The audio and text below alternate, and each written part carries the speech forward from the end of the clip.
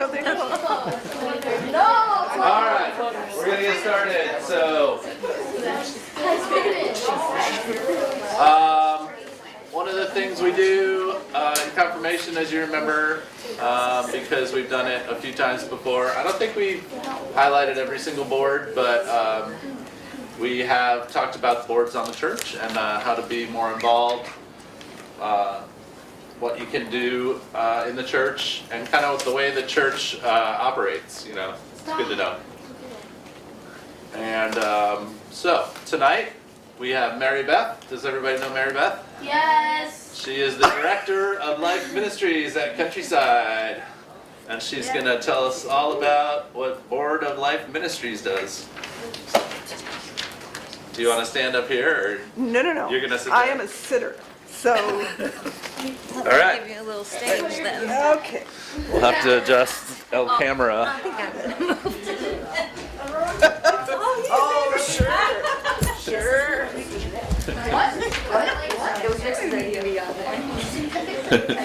Okay, well, first of all, I have a question for Hey you. guys, How many other boards have you heard from this year? What other boards? Just throw out the names. The art one. The one. The Board of art. Arts and Music? Yeah. Okay, good enough. Any others?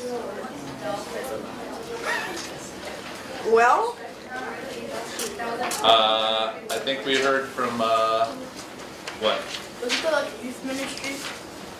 No, I don't think we heard Is from it Board the of one Youth. for like taking care of the old people? Pastoral Pastoral Care. Care, I think we Yeah, did. Yeah, let's I thought go. Jan was. I'm so great at this. Anybody else want to help? Do we have, Coco? I wouldn't think so, because I was Hey guys, our speakers over there? Hello? Okay. Okay, well, let me just start out by saying that within the church structure, there are 8 boards. Now, let's see if I can name them. There's Board of Arts and Music, Pastoral Care, Board of Youth, Board of Life Ministries, Board of Christian Outreach, Deacons, Trustees. Did I say Board of Christian Ed? Yeah. And It's another hard to name them all. Another one that I'm not remembering right off the bat. And those boards are served by individuals for 3 years. But it's a rotational kind of thing. So every year, the nominating committee, which I also sit on, comes together for 6 weeks in September and October, and hopefully are done by the first part of November. And they literally recruit and invite people to come serve on the boards. So I bet some of your parents have received a phone call that says, well, I know Angie has at one time, that probably said, Angie, we've heard that you're really good working with kids. We would love to have you serve on the Board of Christian Education. The responsibilities of that are A, B, C, D, and E. And then it's up to Angie as an individual to give it prayerful consideration as to whether she wants to be one of the leaders at the Countryside. And luckily enough, she was. So that's how the boards are filled each year. Now, did any of you go to the nominating, or to the annual meeting a couple of Sundays ago? I'm guessing not. Well, at that meeting, the new board members are sworn in. So every year, we recruit, bring in, and train anywhere from 65 to 90 new participants on the board. So that's just kind of a history of the boards. Now, about Board of Life Ministries.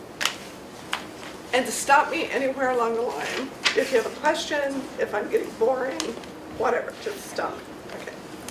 All right, Board of Life Ministries is a relatively new board. It was created roughly 8 years ago. And prior to that, Family Life, which I'm the director of, was split between 2 boards. It was split between the Board of Christian Ed and the Board of Christian Outreach.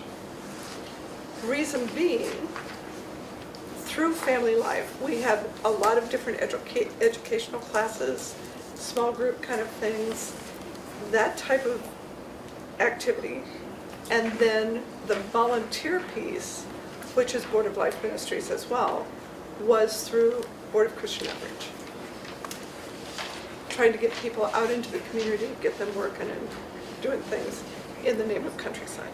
Okay, so Board of Life Ministries was formed about 8 years ago, and I'll read you the mission statement for the board, and then we can talk about it if you want to. To support and improve the quality and wellness of family life. Family at Countryside is defined as people of all ages, genders, and orientations who are connected spiritually, economically, and by mutual caring and interest. Family life strives to engage people in a wide variety of volunteer, social, and educational activities for individuals and families designed to strengthen the family bond that focuses on spiritual value and provide an outreach in support of family members. Which says to me, I get really tired when I read this. Basically what all this is saying is, Will and Rebecca and Eric and Chris are here to help you with your faith formation, right? Life Ministries and Board of Christian Outreach are here to help you take that faith foundation, incorporate it into yourself, and take it out into the world. It also provides you a soft place to land through activities. Simple activities like pancake breakfast. Yeah, one's coming up too. The Advent workshop. The super sweet event. I'll stop, I promise. What other kind of things do we do? Adult game night, family game night, or family film night that we have for different family, the family activities groups. Pentecost brunch, those kind of things that bring the entire congregation together, or large segments of that congregation together, to create relationships between your parents and between you guys as individuals and your whole family units coming together. So that's basically the whole process, I guess, the whole reason family life exists. And I think it's a pretty important thing in the life of the church. Who's gone to a family life event here? One? Sure. One person? Yeah. 2? 3? I bet most of you have, actually. I bet, yeah. I The know, things that she just said, right?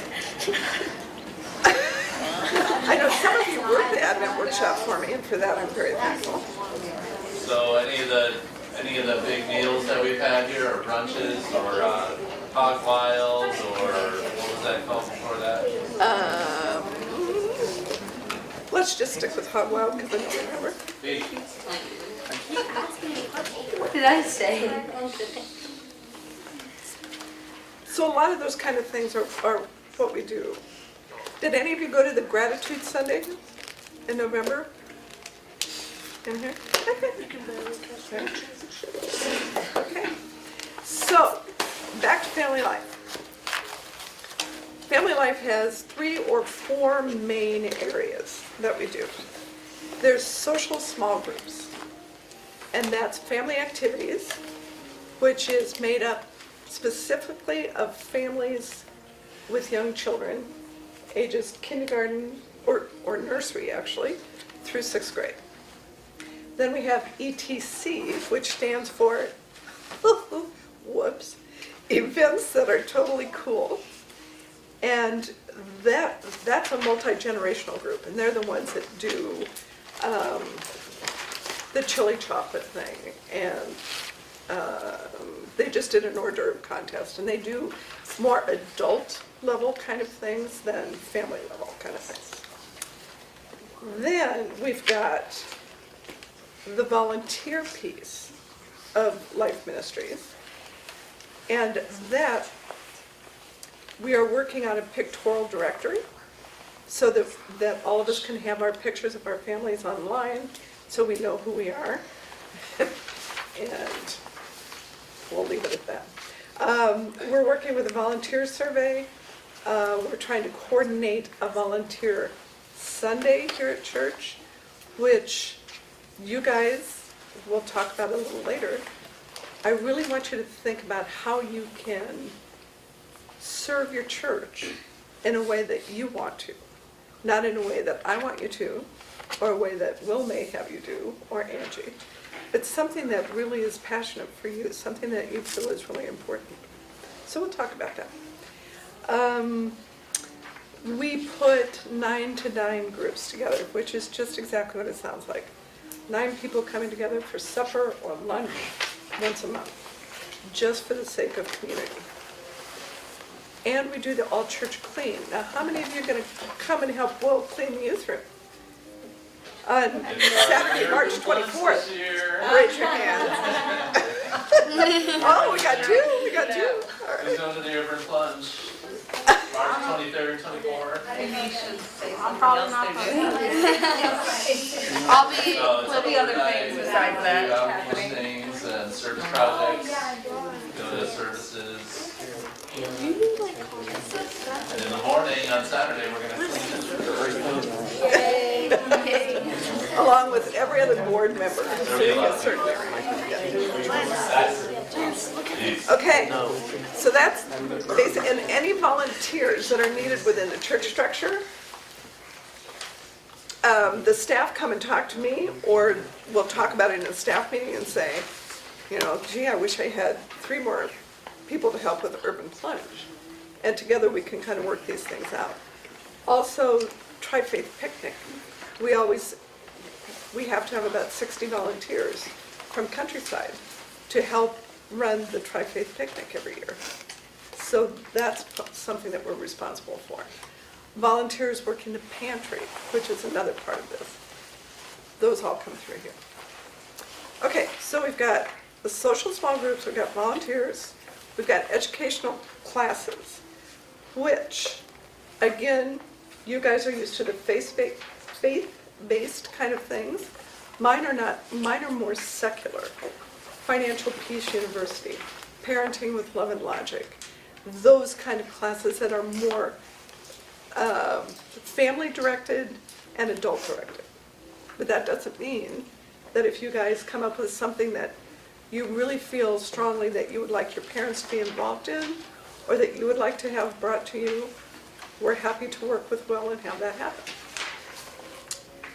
Okay, and then last but not least, is kind of the one thing that I really get excited about. I mean, I love all the rest of it. But this one is kind of what I really love. And that's the pantry. How many of you have worked the community cupboard? Okay, give me your impression. It was fun. It was fun. What did you learn from it? I liked moving the carts and then like helping people shop. Because I felt like I was in a grocery store and it made them really happy. Very good. Abby? Nice. I worked behind. I handed out the food and they were working with me. It's Boone Community The Cupboard. ones that really top. It's Boone Community Cupboard. Who else has worked That there? Boone. Anybody? What'd you think? It was kind of fun. It's interesting. The pantry is held the first Saturday of each month, and I would invite you all to come and work it at least once, just to see what it's like. We have 200 families. Think about that. 200 families that account for 600 to 650 people who need food, who without this pantry would be without food for at least 2 days, because that's the amount of food that we give them. We try to give them 2 full days worth, breakfast, lunch, and supper. The pantry itself was started 10 years ago by some church members who just walked into my office and said, you know, I read this book, I'm really passionate about it, this is what I want to do. I said, well, sure you do. Yeah, well, that's nice. How are you going to do this? Well, and they just threw out their love for feeding those who can't take care of themselves. And that's what I heard. I didn't hear the need of someone else needing us. It was their passion to take care of those people. So we put a business plan together. We talked to Eric. We talked to the food bank. We did all of the groundwork that we needed to do, went to the Board of Christian Outreach, then to council, and asked for $5,000 to start. And they gave it to us, and we started at Westgate School. And we were there for 3 months. And the neighborhood didn't like the people coming, sleeping in their cars the night before, because they had no place else to be, waiting to get free food. So we got a lot of complaints about that. So again, I met with the couple who was very interested in all of this and put this all together. And it dawned on us that we could set it up in the gym. So that's what we did, and it's been there ever since. The pantry itself, the cost of the pantry, runs anywhere from $600 to $800 a month. And that provides enough food for 200 people, 200 families. I order the food from the food bank website. Like I told you before, we tried to put 2 full days together. And then the day of the pantry, we have 60 volunteers. And we rotate them out every other month. So theoretically, we have 120 volunteers who have become associated with the pantry. The neat part about it is the majority of those volunteers used to be patrons to the pantry. They used to have to come here to get food to feed their families. And for some reason, they were able to lift themselves up out of that situation, and they wanted to give back to those who had nothing. So they come every month or every other month and help us give out the food. It's an amazing process. It's a lot of fun. What we do is set it up in the gym on the tables, kind of like a grocery store. And then we have a big thermal insulated truck out in the side parking lot. I bet some of you have seen it there. And that has all the frozen food in it. So anybody who is a helper gets to push the cart. You get assigned to a family, and you walk through there. You help them pick out the food. You walk through the gym, walk back outside all the way through the parking lot, get the food out of the truck, take it all to the person's car, unload it, come back in, and start it all over again.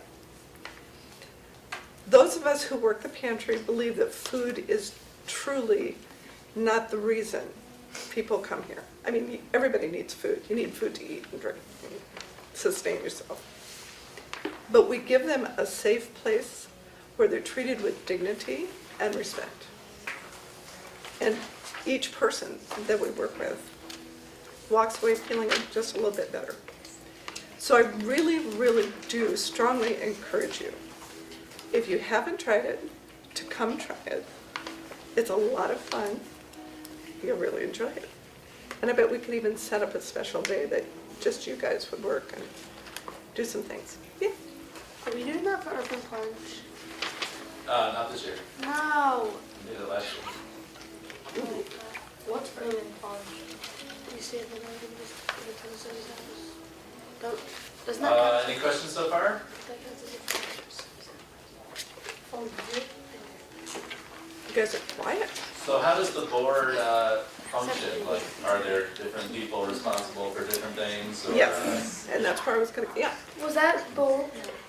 Was that bowl? Yeah, that is Board of Life, yeah. Oh. Board of Life Ministry, board, okay. Got it. So, on the Board of Life Ministries, we have 12 people, 12 to 14 people. By bylaws, we're supposed to have 12 people, okay? I think we've got 14. And what we do at the very first meeting of the year is we send a sign-up sheet around and say, these are the job descriptions for those 4 areas that we just talked about. Fill in your name if you want to work in those specific areas. And people do, and it works out well. Okay? So then whatever activity they're working on, they bring it back to the board, and report on a monthly basis. Okay. Any other questions? Do you think your responsibilities for being the director of Life Ministries, is that a calling in your life or like a thing you were meant to do? Oh, you're so funny. You know, it's really interesting because when I was about your guys' age, my dad sat down with me. My father was a pharmacist, and I would sit in the back room with him, and we'd chat and talk whenever there wasn't anybody up front. And he said, well, what do you want to do with your life? You know, I'm just curious. What do you want to do? And I said, gosh, Daddy, I don't know. I guess I just want to be with people and talk to people and help people. And he said, well, that's a really good thought, and that's, you know, you got a good cart, but that won't make you a lot of money. So you got to be a little more specific on what you want to do. So as I graduated high school, I thought, well, you know, my dad's a pharmacist, so I could be a pharmacist. I could do that. So I went to 2 years of junior college with that in mind, and thought to myself, yeah, no. You know, I love science, I love biology, I love chemistry, I love all that. But no, I don't want to stand behind a counter all day. Then went to a year at the University of Iowa, which we won't get into right now. And then was out of school for a year, and then went to a small religious school called Westmark College up in Lawrence, Iowa. Ended up with degrees in biology, chemistry, sociology, and psychology.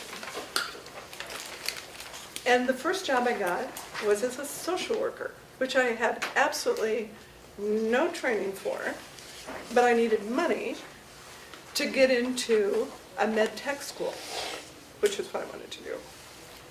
And I found the passion, and I found my voice to help others. And in that job, I worked specifically with foster care placement and adoption. But it still wasn't quite it yet. So from there, I went into library science, started working with small kids. Loved it, but it still wasn't feeding me. It made me happy, but it didn't feed whatever it was. Long story short, we moved here when our son, who is now 35, was 9 months old. We walked into this church, and it felt like home. And I didn't know what it was, but it was home. So I got into the Stephen ministry training. I was in that first class, there were 40 of us, and that really started to ignite something, but I didn't know what it was. And 3 years later, they invited me to teach at the preschool. And I thought to myself, well, I'm not a teacher, I'm a social worker and I'm a librarian, and who would shut the door with 16 3-year-olds? I mean, what? Who would do that? You gotta be crazy to do that. Well, I did that for 13 years, and I absolutely loved it. And during that time, the church invited me to be volunteer coordinator because I just kept getting more and more involved. Stuff I didn't even want to do, stuff I didn't think I had a gift for, stuff, but it was just placed in front of me, and I thought I had to do that. It was just there. Then 18 years ago, long before any of you were born, the girl who had this position prior to me, Judy Ibrahim, walked into my classroom and said, my husband and I are moving to the East Coast, and you're the only person that I'm going to request take this position, so get used to it. That's what you're going to do. And I said, oh, no, I'm not going to do that. I don't know how to feed people. I don't know how to bring in speakers. I don't know.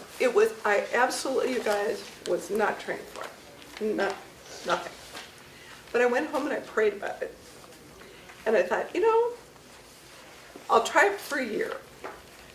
And if I like it at the end of the year, then maybe I'll try it another year. But I wasn't counting on it. And the gifts that have been given to me, yeah, are amazing. It's been fun.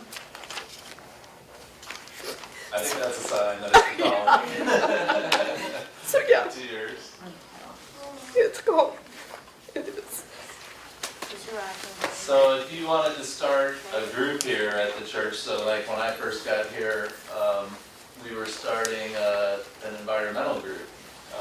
Yep. Faith in the environment, where we talk about how our faith, speaks to our care of the environment. Steve, that's it. You sit next to Kyle. Go. Go.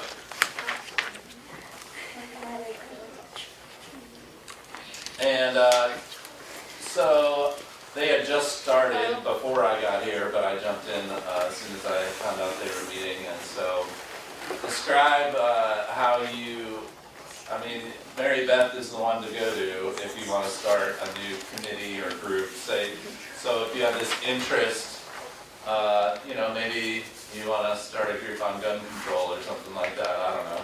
Yes. You would go to Mary Beth, and what would you do?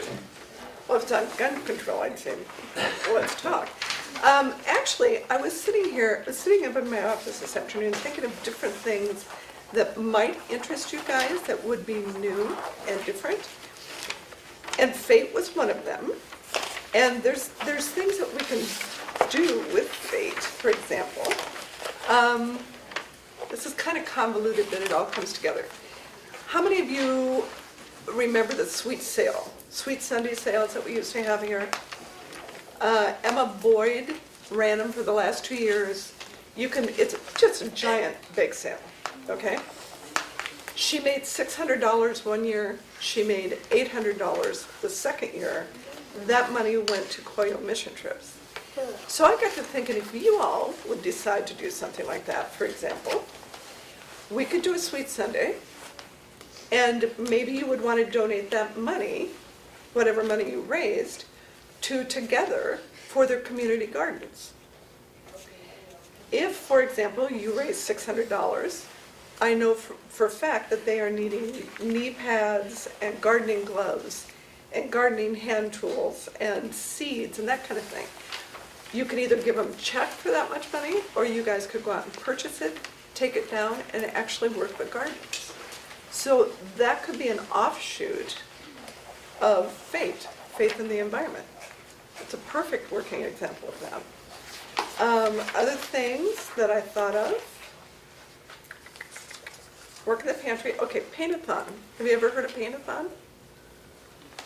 Okay, that's just 2 weekends in August. I think it's the second, doesn't matter. It's 2 weekends in August, 2 Saturdays. Elderly people who live east of 72nd Street and have disabilities and can't take care of their homes, apply for a grant, and then churches and businesses come out and are assigned to these homes, and then you as a team go out and paint them with adult supervision. But those are kind of, I wouldn't turn you all loose with paintbrushes and paint without an adult. But that's something that you could do. Wait, what do you play? If you had, if you guys wanted to create something brand new that's never been done at Countryside, don't know what it is, but you're all creative. Through the Board of Christian Outreach, you can write a grant called an SSG, and I'll pass these out. It's a small service grant, and you can get up to $500 seed money to help you create whatever it is that you're doing. So those are different things that you can do. And it has to be used to benefit someone else. Exactly, it's not just, I think I'm gonna have a party next week, it's not that big a deal. Depends on who the party's for. Well, you could do a party, inclusive community says that all the time.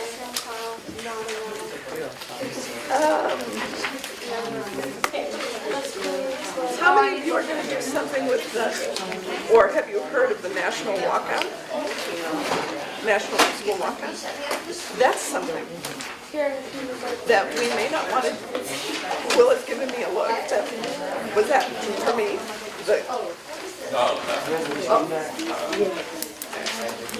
So I think, as you can see, like when I asked Mary Beth how does she go about forming, if a new committee needs to be formed, obviously she has a lot of ideas about what can come together, not only for the cause, but because of their similar interests. And so she really knows how to get people together for a common goal, and then take off from there. So like when Faith in the Environment started, we were meeting in Mary Beth's office, and there were like 6 of us in there. Well, sometimes there's still 6 of us, but there's more like 15 or so on the committee, and it's really grown. And so if Mary Beth didn't help that group get started, they might not have done it. So yeah. And they're going to do a neat thing in the fall. They're talking about it. It's a 6-week class. And like the first one will be about the earth, and they'll take a trip to the planetarium, and they'll bring in Bible scripture one week, and they'll bring in special speakers, and there might be some books. So it's those kind of things that maybe you'd want to get involved in. There's also Earth Day down at Elmwood Park every year. That's April 23rd, I think, this year. And Faith in the Environment always has a booth down there. And they're always looking for people to help them. So come up with an idea. Talk to Christy Palmer. That's who you would need to talk to. Or come talk to me and I'll line you up with her. And we can get some things going on. Also at Countryside, when I meet with the new members, I hand them one of these. It's called an interest inventory. And I'll pass this around. Everybody can have that. And I want you to look at, not necessarily tonight, but take it home, and when you have a minute, go through it. Because maybe there's some things in here that might interest you or that you would want to learn more about. And my door is always open to you, so we can do that. There are 70 different volunteer opportunities at Countryside. 70. Think about that. And the way this is set up is basically through the different boards. Okay? So it'll make more sense to you when you look at it. But the main one I want you to look at is leadership. And remember the 8 boards that we started out talking about? We can have youth representation on those boards. In fact, we would love to have youth representation. But the problem has always been, but we're working on that they always looked at recruiting juniors and seniors in high school. Well, that's great, but juniors and seniors are busy. So in my world, I would like to see some 8th, 9th, and 10th graders maybe start to learn about boards a little more, come and visit a board. Anybody can come to a board meeting. Anybody can. See what the boards are like. See what we do. And maybe you would find an interest in serving on one of those boards at your age. So think about that. Okay? And you, what do you do with the new members? New members, here's one thing. New members, y'all, okay, maybe you're not aware, but we bring in a new members class 3 times a year now. It used to be 4. People who come and visit Countryside. Some people fall in love with Countryside the very first minute they walk in the door. Some people have been coming for 5 or 6 years and just haven't committed to it. But once they do make that commitment, they come to a new members class, and they're on Sunday afternoons for 2 hours. We've got them coming up March 11th and March 25th. And during that time, staff comes and talks about what we do, who we are, what our passions are, blah, blah, blah, blah, blah. Eric talks about the church, that kind of thing. So once the new members all get brought into the church on the church service, which will be April 1st, Easter Sunday, then they sign up with me to come in on a one-on-one conversation. And like I would say to Abby, what time is good for you? We set 45 minutes aside. We go through this form. We talk about the different things and opportunities at church. I ask them about their background, what kind of things they can bring, and how we can assimilate them all together. After that meeting, I send it out to the various board members, or staff members, and then they contact them. So that's my role with new members.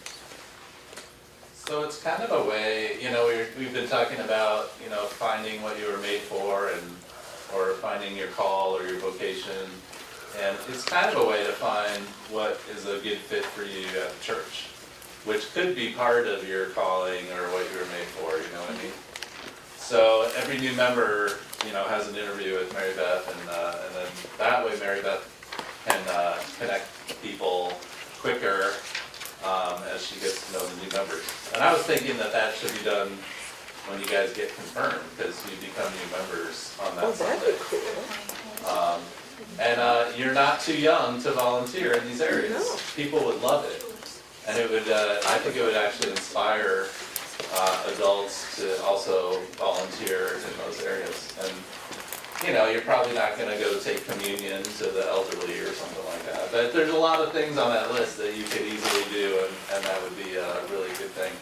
And you get service learning hours, we'd write you a recommendation for, what you did, and if you need that to count for school or whatever, so.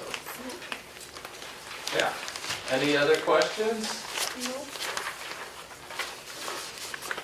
Wow. Well, thank you. I want to thank you for letting me be here. I Thank enjoyed it. you, Thank you. You're welcome. very nice. Come see me anytime. Do you know where my office is? Northwest doors, upper level. First one it's the one with the fireplace. Just